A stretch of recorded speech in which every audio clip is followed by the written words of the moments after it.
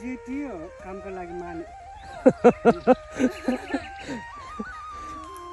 साथीहरू जय किसान। अहिले हामीले चाहिँ आलु रोप्ने ड्याङ तयार गर्दैछौँ। जम्मा 2 जना हो खेताला। खोइ हाम्रो नितु हो र। हामीले ड्याङ बनाएर अब बीचमा चाहिँ आलु रोप्ने ठाउँमा चाहिँ गोबर मल बाख्राको मल हामीले हाल्दैछौँ है। यो प्रोसेसिङ भइरहेको छ। हाम्रो किसान जय किसान देवका तिमिल सिन्हा काम गर्दैछन्। साथीहरू यो आलुलाई चाहिँ हाम्रोतिर थारु आलु भन्छ। यो लामो समयसम्म राख्दा पनि बिग्रिँदैन, खानालाई एकदमै मिठो हुन्छ।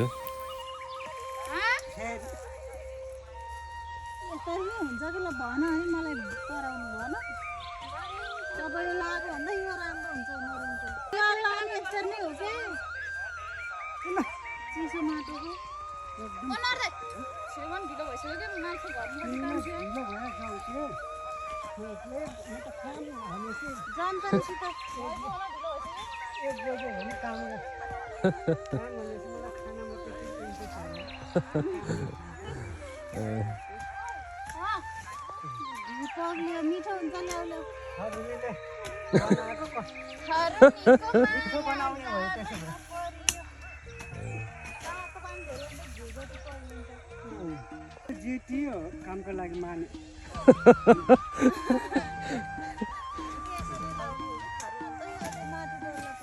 माटो कहाँ यहाँ खनिएको छैन। यसले यसको जरा जाने ठाउँ हुनु पर्दैन।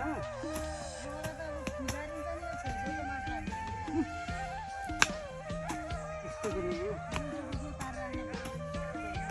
जोत्ने मान्छेलाई ट्र्याक्टरले यता पनि जोत्ने भनेको त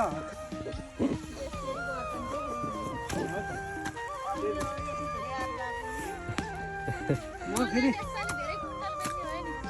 आलु लाउने मात्रै हो, सबलाई बाँड्ने।